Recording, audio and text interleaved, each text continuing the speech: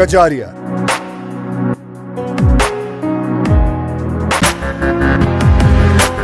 New Bogula readymade centre. নমস্কার, বগুলার কথার পক্ষ থেকে সকলকে স্বাগত জানাই। প্রায় ৩,৫০০ বছর আগে গ্রিকে হিপোক্রেটিস বলে ভদ্রলোক জন্মেছিলেন, যাকে আধুনিক চিকিৎসা বিজ্ঞানের জনক বলে ভাবা হয়, শিক্ষক বলে ভাবা হয়, আধুনিক প্রাণপুরুষ বলে ভাবা হয়। তিনি তার ছাত্রদের একদিন গাছতলায় ডেকে বলেছিলেন, তিনি শপথ বাক্য পাঠ করতেন, যার মূল কথা হলো, অসুস্থ মানুষের সেবা করাই তোমার কাজ, সেবাই তোমার পরম ধর্ম।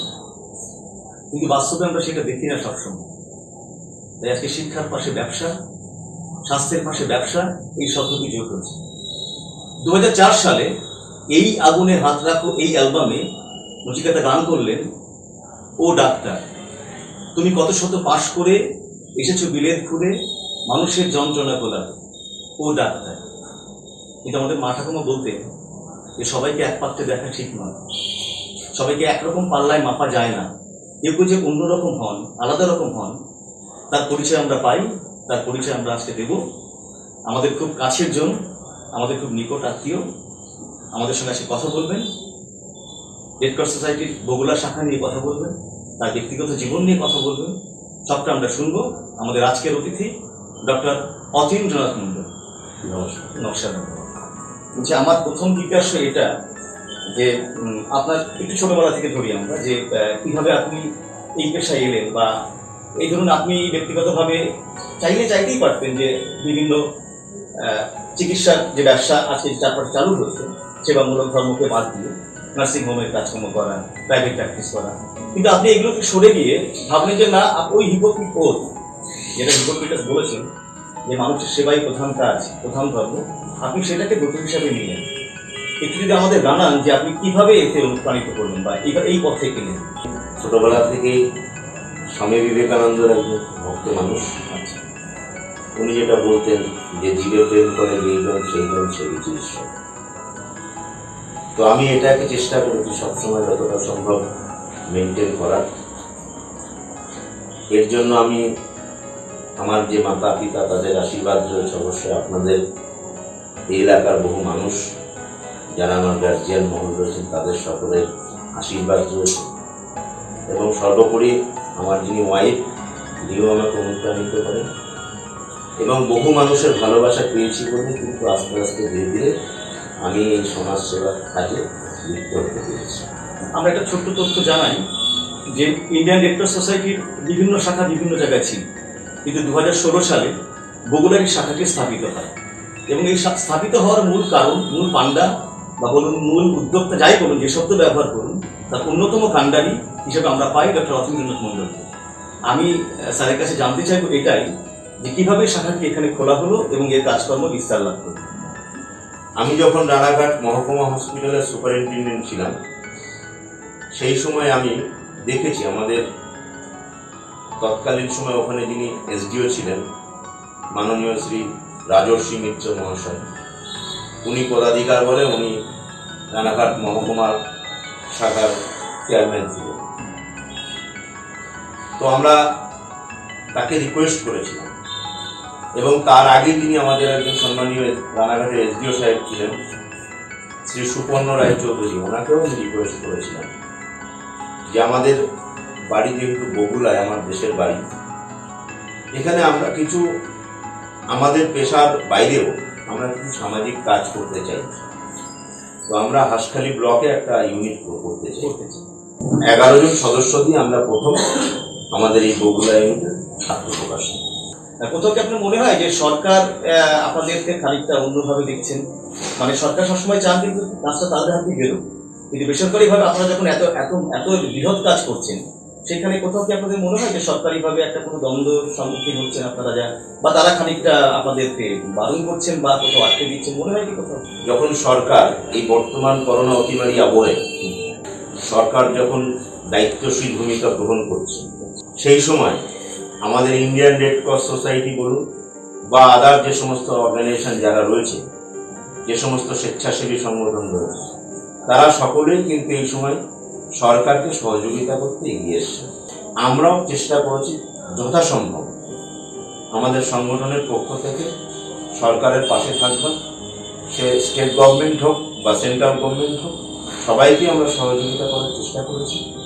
আমরা বগুড়াতে আরো বিভিন্ন সংগঠন দেখতে পাই, বিভিন্ন নাট্য সংগঠন, যারা নিজেদেরকে খুব অন্যরকম ভাবেন, বিভিন্ন নৃত্যের সংগঠন, বিভিন্ন ক্লাব সংগঠন। কিন্তু আমরা দেখতে পাই একটা খুব খুব হতাশা নিয়ে বলতে হয় যে red Cross society, Indian Red Cross society বগুড়ার শাখা যে পরিমাণ কাজ করেছেন যারা পশ্চিমবঙ্গ জুড়ে, আমরা এই সমস্ত সাংস্কৃতিক সংগঠনগুলোকে সেইভাবে পাশে দেখিনি বা তাদেরকে সামনে এগিয়ে আসতে দেখিনি। শুধুমাত্র কি সাংস্কৃতিক কাজকর্ম করাটাই তাদের কাজ বলে মনে হয় না, তাদেরও মনে হয় আপনার যে এদেরকেও আপনাদের পাশে পাওয়া দরকার ছিল বা আসা উচিত ছিল বলে মনে হয়। দেখুন, আপনার একটা জায়গায় যদি 100 অর্গানাইজেশন থাকে, সবাই আসবে না বা আসতে পারবে না, প্রত্যেকের কিছু সীমাবদ্ধতা বা প্রত্যেকের কিছু সমস্যা থাকতে পারে। তবে বহু সংগঠন এগিয়ে এসছে এবং যারা এগিয়ে এসছে তাদেরকেও আমাদের রেড ক্রস সোসাইটি বগুড়া ইউনিটের পক্ষ থেকে আন্তরিক অভিনন্দন এবং কৃতজ্ঞতা। অবশ্যই। আপনার ছোটবেলাটা যদি একটু বলেন, সংক্ষেপে একটুখানি বলি। আমি ছোটবেলায়, আমার জন্ম হয়েছে এই বগুড়া 2 নম্বর গ্রাম পঞ্চায়েতের অধীনেই। আচ্ছা। মোড়াগাছা বেলতলা গ্রামে আমার জন্ম হয়েছে 1981 সালের 15 মার্চ।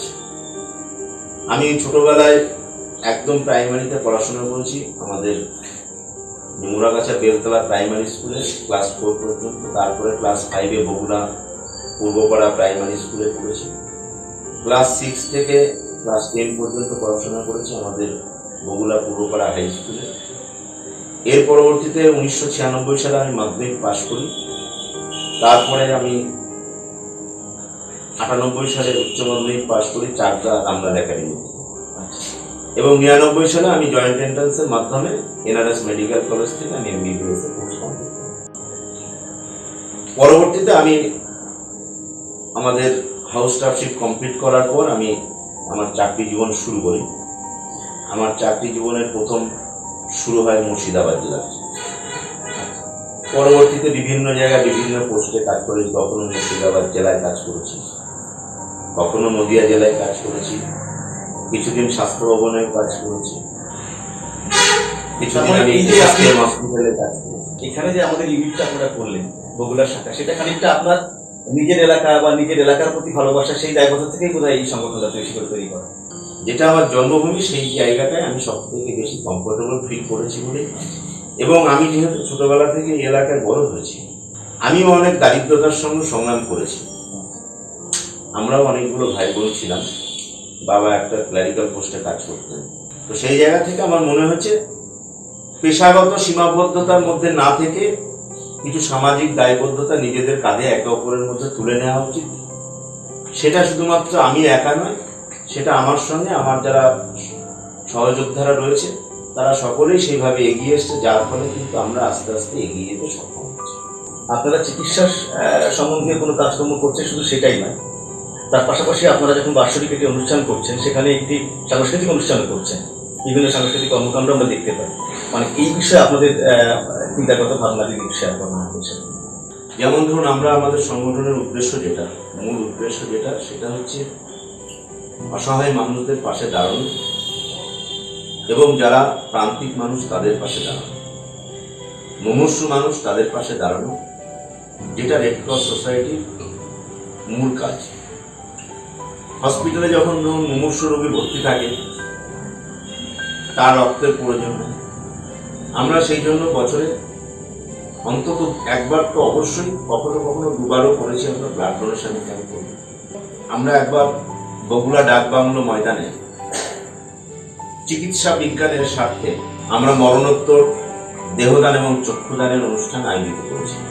শুধুমাত্র এই বগুড়া নয় বা সারা নদিয়া জেলা নয়, সারা পশ্চিমবঙ্গের মানুষ আমাদেরকে সহযোগিতা করেছিলেন, যার ফলে আমরা দেখেছি একদিনে 829 জন মানুষ মরণোত্তর দেহদান এবং চক্ষুদানের অঙ্গীকারপত্রে স্বাক্ষর করে। সেটা কি বগুড়ারই মানুষ সবাই? বগুড়া বা নদিয়া, আমাদের বা পশ্চিমবঙ্গের নদিয়ার পার্শ্ববর্তী জেলার মানুষ আছে, তারা এখানে এসে তারা অঙ্গীকারপত্রে স্বাক্ষর করেছে। সেটা যে শুধুমাত্র পশ্চিমবঙ্গ নয়, সারা ভারতবর্ষে এটা আমরা যতটুকু জানি এটাই আমাদের হাইয়েস্ট একদিনে হয়েছে। তো এটা আমাদের সংগঠনের একটা উদ্দেশ্য ছিল। আপনারা জানেন চিকিৎসা বিজ্ঞানের ক্ষেত্রে আমাদের এই অর্গান ডোনেশন, বডি ডোনেশন এটা ভীষণ জরুরি। আমাদের এখানে বৃদ্ধাশ্রম চলে, রানাঘাটে পূর্ণনগরে একটি বৃদ্ধাশ্রম চলে। আমরা চেষ্টা করি আমাদের সংগঠন থেকে তাদেরকে যথাসম্ভব সাহায্য করা।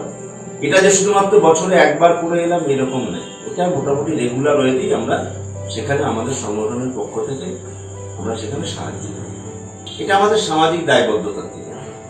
এরপর আপনারা জানেন যে বিভিন্ন সময় বন্যা হচ্ছে, সেই সময় আমাদের রেড ক্রসের পক্ষ থেকে আমরা কখনো আর্থিক সহযোগিতা করেছি বা কখনো আমাদের সংগঠনের সদস্যরা সেখানে পৌঁছেছে। আমরা এই বগুলা ইউনিটের পক্ষ থেকেও আমরা কিন্তু দক্ষিণেশ্বর মায়ের মন্দিরের ওখানে আমাদের যে ভিক্ষুক যারা থাকেন তাদেরকেও কিন্তু আমরা কখনো বস্ত্র, কখনো বাসনপত্র বা আর্থিক সহযোগিতা আমাদের যতটুকু আমাদের সংগঠন থেকে করা সম্ভব করেছি। আমরা বগুড়াতে হয়তো ইউনিটটা করেছি, কিন্তু কাজ শুধুমাত্র বগুড়ার মধ্যে সীমাবদ্ধ নয় বা বগুড়ার মানুষই যে শুধুমাত্র আমাদের সঙ্গে রয়েছে এমন নয়। আমাদের এই সংগঠনের অনেক সদস্য আছেন যারা আমাদের নদিয়া জেলার বাইরে রয়েছে, তাদের বাড়ি তারা বগুড়া ইউনিটে কাজ করছে, তারা বগুড়া ইউনিটের আন্ডারে কাজ করছে। আমাদের WBCS অফিসাররা আছেন, লয়ার আছেন, আমাদের শিক্ষক মশাইরা আছেন, আমাদের বিভিন্ন সরকারি চাকরিজীবীরা রয়েছেন, বিভিন্ন ব্যবসায়ী প্রতিষ্ঠানের সঙ্গে যুক্ত বিভিন্ন ধরনের মানুষ রয়েছেন, ইভেন বেশ কয়েকজন ছাত্র যারা কলেজে পড়াশোনা করছেন, ছাত্রছাত্রী, তারাও কিন্তু আমাদের এই অর্গানাইজেশনে রয়েছে। ফলে আমরা সার্বিকভাবে সবাইকে সহযোগিতা পেয়েছি। এর পরবর্তীতে আমরা বিভিন্ন জায়গায় আমরা পুস্তক, দেখা গেল কৃতি সন্তান কিন্তু আর্থিকভাবে পিছিয়ে রয়েছে, চেষ্টা করেছি আমাদের সংগঠন থেকে যতটা সম্ভব সহযোগিতা।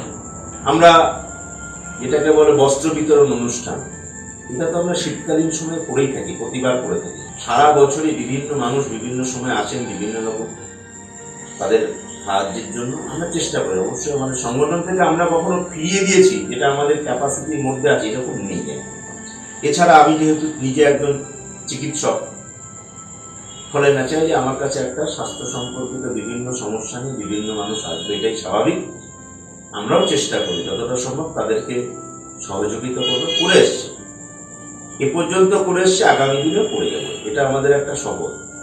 কেননা যে সমস্ত বিভিন্ন হসপিটালগুলোতে আপনারা জানেন প্রচুর ভিড় থাকে, সেখানে বিভিন্ন মুমূর্ষু মানুষ যায়, সেক্ষেত্রে হসপিটালে ডাক্তারবাবুকে দেখানো কি তাকে পৌঁছে দেওয়া, গাড়ি অ্যারেঞ্জ করে দেওয়া, কি সঙ্গে লোক দিয়ে আমাদের সংগঠনের পক্ষ থেকে বিভিন্ন সদস্যরা তারা যেভাবে ব্যবস্থা করে থাকে, এটা কিন্তু প্রত্যেকের মনের মধ্যে একটা সেবামূলক চিন্তা ভাবনা থেকে গড়ে উঠেছে।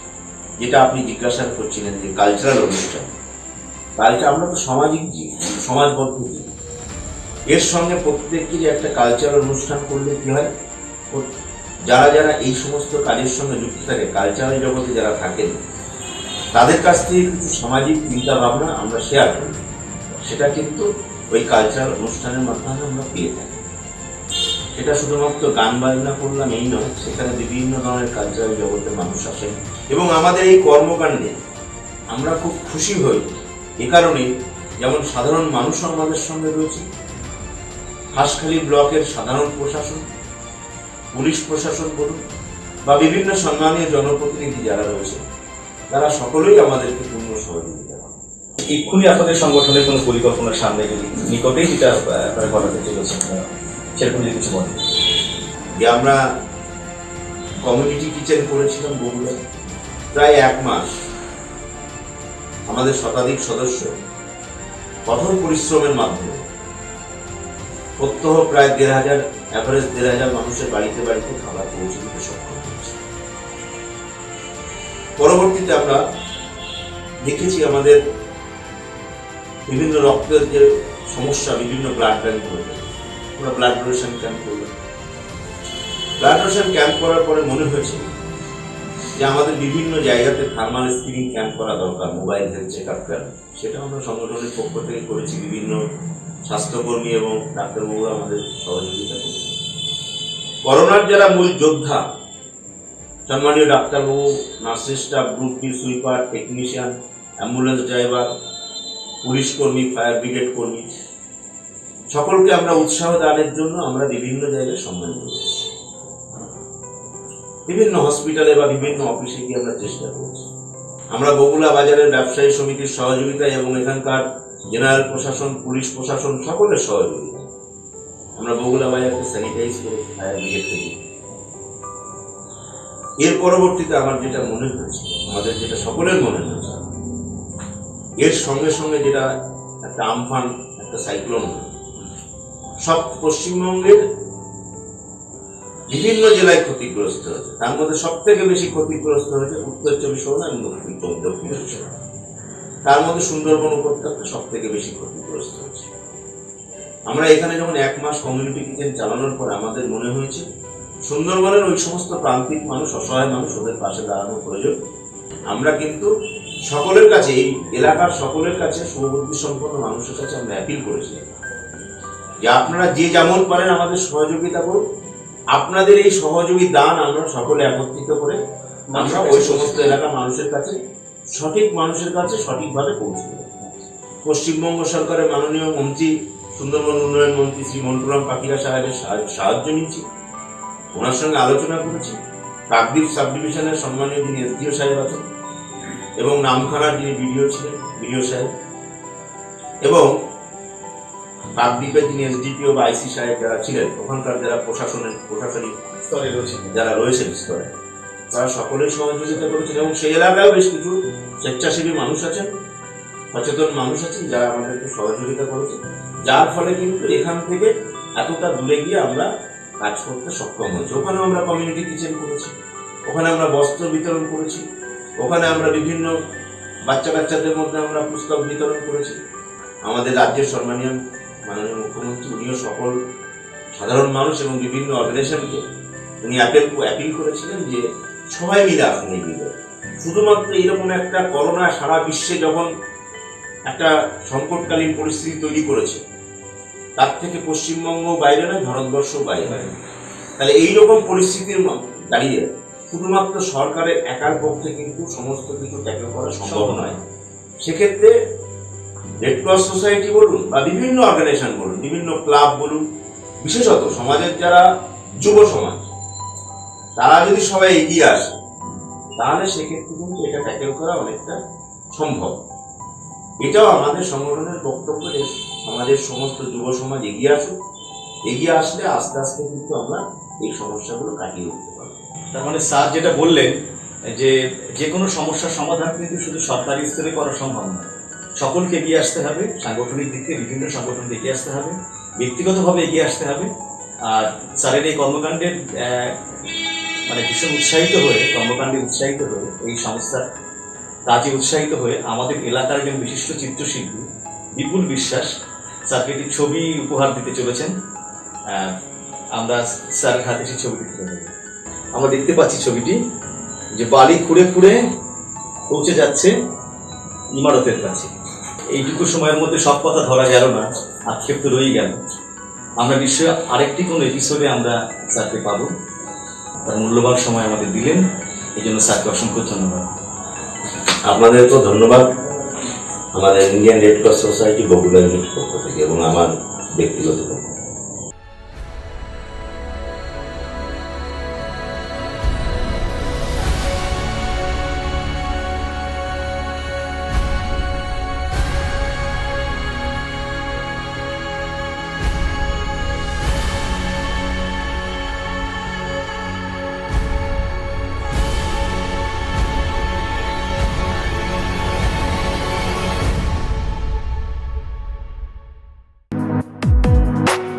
कजारिया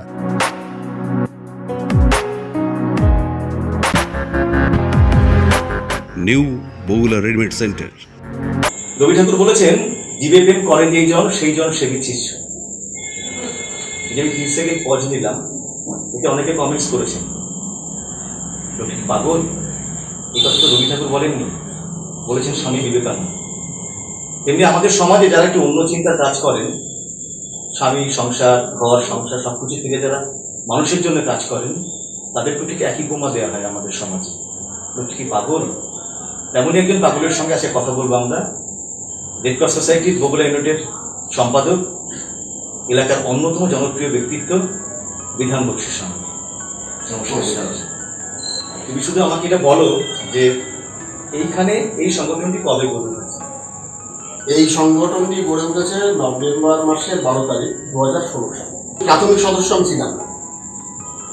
হঠাৎই একদিন আমাদের প্রান্তীয় ভাইস চেয়ারম্যান আমাদের ভাই ডক্টর অতীন্দ্রনাথ মণ্ডল আমাকে ফোনে ডেকে নেয় যে দাদা এখানে একটা সংগঠন গড়ে তুলছি, এদিকটা অ্যাফিলিয়েশন হয়ে গেছে আমাদের রানাঘাট ব্রাঞ্চ থেকে। আমরা প্রাথমিকভাবে একটা রক্তদান কর্মসূচি এবং যারা অসহায় মানুষ তাদের আমরা বস্ত্র বিতরণ এবং বিকেলের দিকে একটা ছোট্ট সাংস্কৃতিক অনুষ্ঠান আমরা করতে চাই। তার মানে বগুড়া ইউনিটের সূত্রধর যদি বলি বা শুরুয়াত যদি বলি তাহলে ডক্টর অতীন্দ্রনাথ মণ্ডলের হাত ধরেই হয়েছে। একদম। আচ্ছা, তার মানে সেবা করার যে মানসিকতা এবং সমাজকে কিছু দেওয়ার, তার বিলাস বহুল জীবন ত্যাগ করে যে পথে সে অগ্রসর হয়েছে, আমরা তার সহযোগী। আচ্ছা, রেড ক্রস সোসাইটি মানে একেবারে পূর্ব প্রেক্ষাপট, মানে আন্তর্জাতিক প্রেক্ষাপটের সামান্য কথা একটু শুনে। এই আন্তর্জাতিক সংগঠনটা প্রায় 157 বছর আগে সুইজারল্যান্ডের জেনেভা শহরে গঠিত হয়েছিল। মূলত যুদ্ধ বিধ্বস্ত এলাকায় যুদ্ধে যারা আহত এবং মানবিক একটা সংগঠন গড়ে তোলাই তাদের সেবা করার উদ্দেশ্যে এটা আছে, লক্ষ্য ছিল। আচ্ছা, এখানে যে বগুড়া ইউনিটের যে সংগঠনটি গড়ে উঠলো, মানে এখন এই মুহূর্তে সংগঠনে কতজন সদস্য আছে? সারা পৃথিবীতে 700 মিলিয়ন সদস্যের মধ্যে Indian Red Cross Society Bogura unit প্রাথমিকভাবে 11 জন ছিল মূল সদস্য। তারপরে আমরা আরো বেশ কিছু মানুষ, বেশ কিছু ছেলে আমরা যুক্ত হয়ে যাই এবং এই মুহূর্তে প্রায় শতাধিক আমাদের স্বেচ্ছাসেবক মিলিয়ে রেড ক্রস সোসাইটির বগুড়া ইউনিটের একটি অন্যতম কাজ কমিউনিটি কিচেন। সে সম্পর্কে আমরা ডিটেলস শুনব, একেবারে পুঙ্খানুপুঙ্খ শুনবো যে তার বিস্তার, কতগুলো পঞ্চায়েতে কাজ হয়েছে, আমফান পরবর্তী সময় তারা কি করে এগোলেন, সবটা আমরা শুনি। এপ্রিল মাসের শেষের দিকে যখন আমরা দেখলাম যে না সত্যি সত্যি মানুষের একটা সমস্যা এবং রেড ক্রস এখনো কেন কাজে নামছে না, ঠিক তখনই আমার কাছে একদিন দুপুরবেলায় ফোন এলো ডাক্তার মণ্ডলের। তিনি বললেন দাদা কমিউনিটি কিচেনের ভাবনা এসছে মাথায়, তৈরি হবে। সাথে সাথে সেই দিনই আমরা আমাদের এক্সিকিউটিভ কমিটির মিটিং আমরা ডেকে দিলাম রাত্রিবেলা এবং তার 2 দিন পর থেকেই আমাদের কমিউনিটি কিচেন শুরু। এই যে কমিউনিটি কিচেনের মাধ্যমে আমরা যে বাড়িতে বাড়িতে অসহায় মানুষের বাড়িতে বা নিরন্ন মানুষের বাড়িতে খাবারগুলো পৌঁছে দিলাম, আমরা অনেক ত্রাণ সামগ্রী আছে সেগুলো দিতে পারতাম, আর্থিক সহযোগিতা করতে পারতাম, কিন্তু কমিউনিটি কিচেনটা কেন? কমিউনিটি কিচেনের মাধ্যমে প্রকৃত অসহায় মানুষ ছাড়া এটা কেউ গ্রহণ করে না। আমাদের কাছে যখন আমাদের নিজস্ব টিম বা আমাদের নেটওয়ার্কের মধ্যে যে যখন সার্ভে করতে বেরোলো বিভিন্ন গ্রাম পঞ্চায়েত এলাকায়, সেখানে সত্যি সত্যি অসহায় মানুষগুলো তারা কিন্তু এটাকে অ্যাকসেপ্ট করলো, গ্রহণ করলো আমাদের এই ভাবনাটা। এবং আমাদের প্রাথমিকভাবে প্রথম দিনই আমাদের প্রায় 700 নাম চলে এলো। তো আমরা ভেবেছিলাম 350-400 দিয়ে শুরু করবো, তো না, সেটা প্রায় 700। সাথে সাথে আমি জানালাম, বলবো যে কোনো অসুবিধা হবে না, এবার একটা কমিউনিটি কিচেন চালানো মানে সেখানে 700 প্যাকেট তৈরি হবে, 700 খাবারের প্যাকেট, 5-3 রকম আইটেম থাকবে। এটা যতটা সহজভাবে আমি বলছি, ব্যাপারটা অত সহজ কাজ না, খুবই একটা কঠিন কাজ। এবং আমাদের সদস্যরা প্রাণপাত পরিশ্রম করেছে সে বিষয়ে আমি আর তাদের আর কি বলবো, আমার একজন সম্পাদক হিসাবে আমি গর্বিত যে এরকম আমি একটা অ্যাসোসিয়েশনের মধ্যে আছি যারা আমরা সকলের সমমানসিকতা এবং অসহায় মানুষের পাশে দাঁড়ানোর জন্য তারা যেভাবে সহযোগিতা করেছে, না হলে এটা সম্ভব হতো না। তো প্রথমে ভোর 4টে থেকে আমাদের রান্না শুরু হতো। 8টা সাড়ে 8টার মধ্যে আমাদের প্রায় 80% রান্না হয়ে যেত। সেটাকে এবার প্যাকেটজাত করা, সেটাকে প্যাকেটজাত করে সেটাকে বিভিন্ন গাড়ির মাধ্যমে বাড়ি বাড়িতে ডোরস্টেপ ডেলিভারি, যাতে সোশ্যাল ডিস্টেন্স মেনটেন থাকে এবং তার এক জায়গায় গ্যাদারিং না হয়। নানান কিছু আমাদের যে অর্ডারটা বিডিও সাহেব দিয়েছিল সেখানে একদম গভর্নমেন্ট নর্ম মেনে চলার কথা ছিল, আমরা সেটাকে পুঙ্খানুপুঙ্খভাবে ফলো করেছি। এই কঠিন কাজটা করতে গিয়ে যেটা বললাম যে একটা সাংঘাতিক কঠিন, এবার এত ভালো আমাদের সদস্যরা, এই কমিউনিটি কিচেনের মাধ্যমে আমরা অনেক নতুন যুবক ছেলের সন্ধান পেলাম যারা নিজেরা এসে আমাদের হেল্প করছে। এটা আমার কাছে একটা বিরাট প্রাপ্তি, সংগঠনের কাছে একটা বিরাট প্রাপ্তি যে এমন কিছু মুখ আমরা এর সঙ্গে যুক্ত হলো আমাদের এই কাজের সঙ্গে। এই যে মানুষগুলো যুক্ত হলো, এটা কি মূলত তরুণ শ্রেণী? তরুণ, একদম তরুণ শ্রেণী এবং সহযোগিতা এবং অনেক বয়স্ক মানুষ এবং রাজ্যের বিভিন্ন প্রান্তের মানুষ, সরকারি কর্মচারী, ডাক্তার, আমাদের জানো অনেক ডাক্তার আছে আমাদের এই সংগঠনে। ডাক্তার অতীন্দ্র ফান্ডিংটা দিয়েছে, বিভিন্ন মানুষের কাছ থেকে সহযোগিতা নেওয়ার ব্যাপারটা সে দেখেছে বলেই সম্ভব হয়েছে, আর আমরা সহযোগী হিসাবে সেটাকে। তার মানে আমরা একটা কথা এখানে বলতেই পারি যে যুব সমাজের বিরুদ্ধে যে অভিযোগ করা হয় আজকে ভীষণ আত্মকেন্দ্রিক, ভীষণ একরোখা, মানে সবটা ঠিকঠাক বলা হয় না, তাদের রেসপেক্ট করা হয় না। আজকে আমি তোমার এই প্রসঙ্গে আমি একটা কথা বলবো। তুমি জানো কিছুদিন আগে বগুড়া কাঠমিলে একটা আগুন লাগে। আমার বন্ধুর বাড়ি সেই পাশে হওয়াতে ভোর 3টের সময় যখন আমি ছুটে যাই এবং দমকলের সাথে এবং সাধারণ মানুষের সাথে যখন আমি হাত লাগাই, তখন আমরা বেশ কয়েকজন বন্ধু আমরা ক্ষতবিক্ষত হয়ে আহত করি, বিভিন্ন টিম ফিনের সব মধ্যে কাজ করতে। এবং এক শ্রেণীর যুবক যুবক তারা দেখলাম ভিডিও ক্যামেরা করছে। তো আমি সেই বন্ধুর সাথে আলোচনা করছিলাম যে আজকের যুব সমাজ কি করছে কি এটা, এই এত বড় একটা বিধ্বংসী আগুন, সেখানে সহযোগিতা না করে তারা ভিডিও ক্যামেরা করে সেটা ফেসবুকে বা কোনো সোশ্যাল মিডিয়ায় দেবে বলে এই কাজটা করছে। ভালো লাগেনি, আমি সেটা খুব কষ্ট পেয়েছিলাম।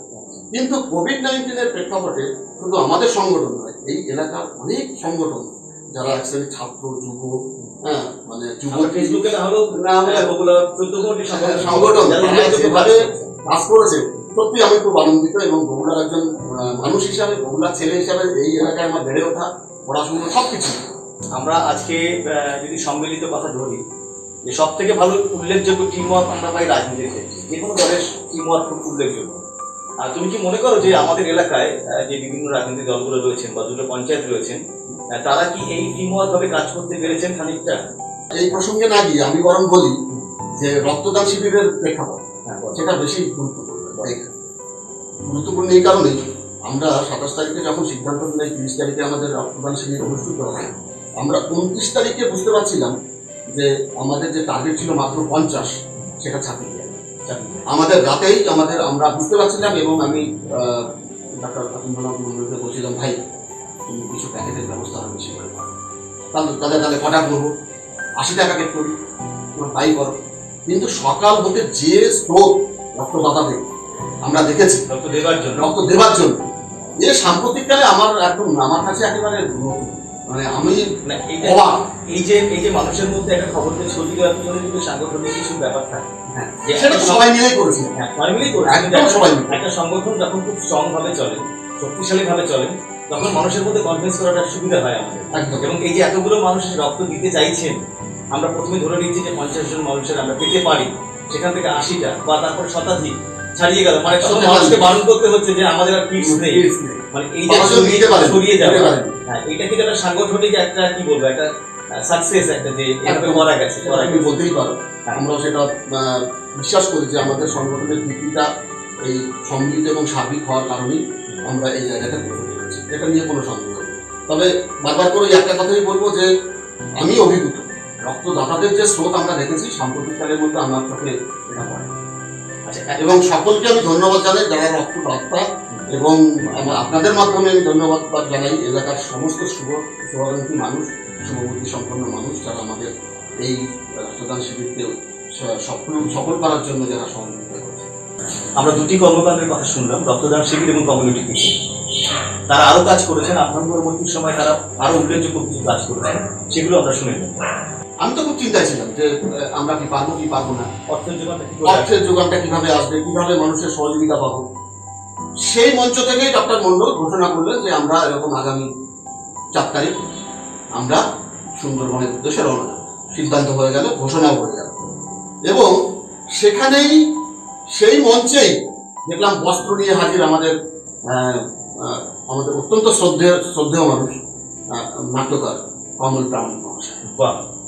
মানে আমি অবাক হওয়ার মতো করে, আমি নিজেও অবাক হচ্ছি যে বগুড়ার মানুষ এইভাবে আমাদের আশীর্বাদ করছেন।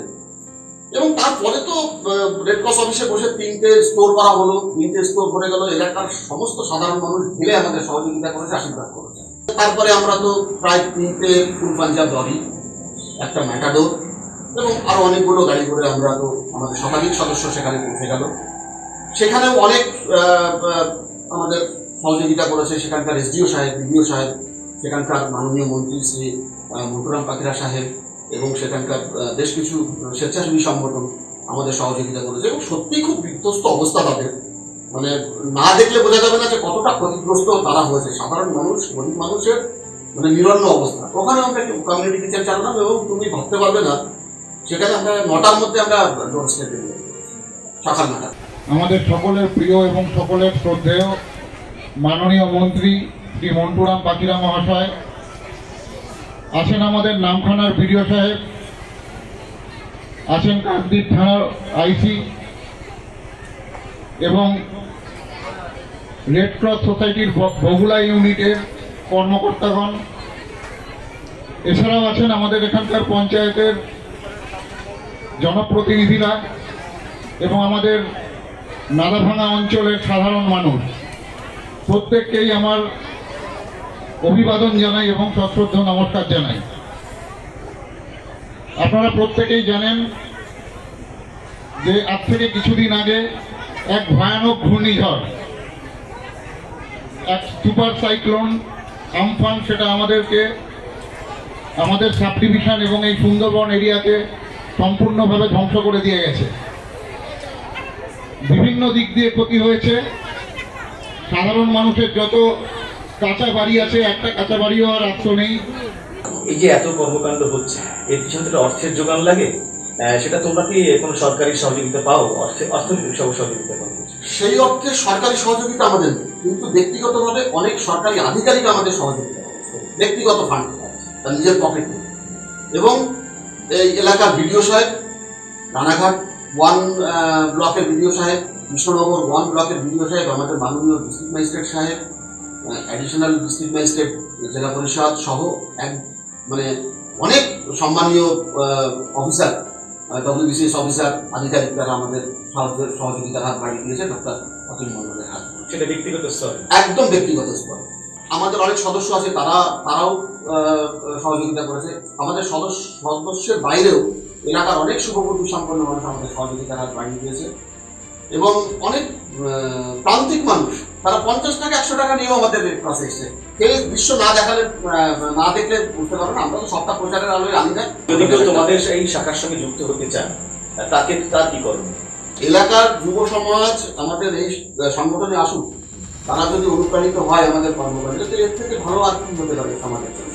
আর এখানে তো চাওয়া পাওয়ার কোনো ব্যাপারই নেই, কোনো চাওয়া পাওয়ার ব্যাপার নেই। এখানে এমন একটা সংগঠন, আমি ডক্টর মন্ডলের কথাই বলছি, ও নিজে অনেকে অফার করেছে যে একটা এই নার্সিংহোম খুললে কেমন হয়, এই সংগঠনের মাধ্যমে কোনো ব্যবসায়িক প্রতিষ্ঠান খোলা যাবে না, খুলবো না, এটা আমাদের একদম সিদ্ধান্ত, মানসিক সিদ্ধান্ত। এই সংগঠনের আদি পর্বে যে শর্ত ছিল যে সেবাই পরম ধর্ম, সেটাই এক এবং 2016 সালের 12ই নভেম্বর রেড ক্রস সোসাইটির বগুড়া শাখা প্রতিষ্ঠিত। তারপর থেকে বিধান বক্সী সঙ্গেই আছে, যুক্ত হয়েই আছে। আমি শুধু জানতে চাইবো যে এই অভিজ্ঞতাগুলো বাইরে, মানে একেবারে যে সোসাইটির যে বৃহৎ কর্মকাণ্ড, সেগুলো তো শুনলাম, ব্যক্তিগত স্তরেও তুমি কিছু ভালো লাগা মন্দ লাগার কথা বলো। আছে, অনেক ভালো লাগার মুহূর্ত আছে। এই যে করোনা আবহে আমাদের যে রক্তদান শিবিরটা হলো, আমার অত্যন্ত একটা ভালো লাগার মুহূর্ত হচ্ছে, একটি ছেলে তার বাবা পিতৃবিয়োগ হয়েছে, 3 দিনের মাথায় সে আমাদের রক্তদান শিবিরে রক্তদান। এটা আমার একটা বিরাট কীর্তির জায়গা। কীর্তির জায়গা আরও আছে। আমরা বেশ কিছু ডাক্তারবাবু, পুলিশ কর্মী, দমকল কর্মী, সুইপার, সাফাই কর্মী, অ্যাম্বুলেন্স ড্রাইভার, এদের আমরা বিভিন্ন জায়গায় গিয়ে সম্বর্ধিত করতে পেরেছি। এটা সম্বর্ধিত করতে পেরেছি এই যে মানে ফ্রন্টলাইন ওয়ার্কার হিসাবে যারা যুদ্ধ করছে এই ডিফিকাল্ট টাইমে, তাদের আমরা সম্বর্ধিত করতে পেরেছি। এটা আমরা ব্যক্তিগত স্তরে, সংগঠনে তো বটেই, ব্যক্তিগত স্তরে আমরা একটা কীর্তির জায়গা। কীর্তির জায়গা আরেকটা, যখন আমরা আমফান বিধ্বস্ত এলাকা থেকে ফিরছি, আমাদের পুরোটাই তো আমাদের মনিটরিং করেছে সেখানকার প্রশাসনিক কর্তাব্যক্তিরা, SDO সাহেব, BDO সাহেব। হঠাৎ করেই আমাদের রাস্তার মাঝে ফোন এলো, আমি SDO ডায়মন্ড হারবার বলছি, আপনারা এখন কোথায় আছেন? যেমন আমরা ডায়মন্ড হারবার ঢুকবো কিছুক্ষণের মধ্যে, বলে ওখানে সুবর্ণ যে সার্কিট হাউস আছে, আপনারা ওখানে আসুন, আমরা ছোট্ট একটু সম্বোধনা দেবো। এই যে চলার পথে বাড়ি দিচ্ছি, সেই পথে একটা সম্মান, এটা সংগঠনের যেরকম সাংগঠনিকভাবে যেরকম সংগঠন তৃপ্ত হয়েছে, ব্যক্তিগত স্তরেও আমার একটা ভালো লাগার জায়গা। তারও কিছুদিন পরে হঠাৎ করেই ডক্টর মন্ডল ফোন করলেন, আমাদের vice chairman red Cross society যে দাদা একটা ভালো খবর আছে, ডিএম সাহেব আমাদের তাকে সম্মান জানাবে, আমাদের সংগঠনকে সম্বোধিত করবে। এই যে ছোট ছোট ভালো লাগা।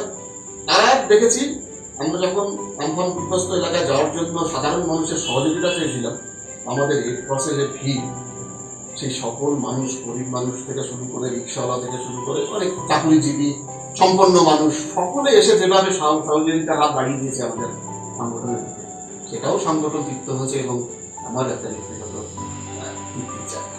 তুমি যদি একটা কথা আমাকে বলে দাও যে এই সংগঠনের একটা অন্যতম পদে তুমি রয়েছে, তোমার সঙ্গে যারা সহযোগিতা এই মুহূর্তে যারা আমার সঙ্গে কাজ করছে, তোমাকে নিয়ে কাজ করছেন বা সকলে মিলে কাজ করছে, তোমরা তাদের আগামীতে কিছু বলা হয়? আগামী থেকে আমি যে কথাগুলো বললাম, এটা সকল আমার বন্ধুরা, আমার সহযোদ্ধাদের কথাই আমার মুখে দাঁড়াতে বলবো। আমি এখানে বসে আছি ঠিকই, কিন্তু এই কথাগুলো, এই ভাবনা সবই তাদের তাদের উদ্দেশ্যেই, তাদের জন্যই আজকে আমরা এই সফলতা, এই টিমওয়ার্ক, এই বন্ধুত্ব, এই সংগঠনকে ভালোবাসা, সেবার মানসিকতা, এটা নিয়েই আমরা আগামী দিনে চলছি, আমরা চলবো। হ্যাঁ, আসলে আমরা এই কঠিন সময়ে আমরা চারপাশে দেখি যে যে কোনো শুভ উদ্যোগকে ব্যক্তিগত স্তরে আমি করেছি, একমাত্র আমি করেছি, এই কথাগুলি প্রমাণ করার চেষ্টা থাকে। কিন্তু আমাদের পরিচিত বিধান বক্সী তিনি এই পথে হাঁটলেন, তিনি একেবারেই সম্মিলিত কাজ সকলে মিলে করেছি এই পথে হাঁটতে চাইলেন এবং সকলকে অ্যাপ্রিসিয়েট করলেন এবং সকলে আগামীতে আরো দৃঢ়ভাবে কাজ করার অঙ্গীকারবদ্ধ হলেন এবং এই কাজকে শুভেচ্ছা জানিয়ে আমাদের এলাকার বিশিষ্ট চিত্রশিল্পী বিপুল বিশ্বাস একটি ছবি এঁকেছেন। সেই ছবিটি আমাদের রেড ক্রস সোসাইটি বগুড়া ইউনিটের সম্পাদক বিধান বক্সীর হাতে আমি তুলে দিতে চাই। তোমাকে অনেক অভিনন্দন আমাদের সঙ্গে সময় দেওয়ার জন্য। আমরা এতক্ষণ শুনলাম রেড ক্রস সোসাইটির বগুড়া ইউনিটের সম্পাদক শ্রী বিধান বক্সীর কথা। আগামীতে এরকম আরও অনেক বিষয়ে মানুষ কথা বলবেন, আপনারা শুনতে পাবেন। সকলের কাছে শুধু আরেকবার অনুরোধ, আপনারা পেজটিকে লাইক করুন, শেয়ার করুন, আমাদের সঙ্গে থাকুন।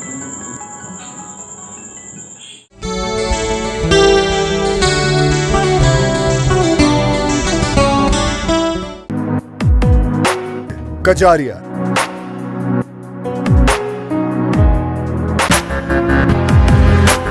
New Bogula readymade centre.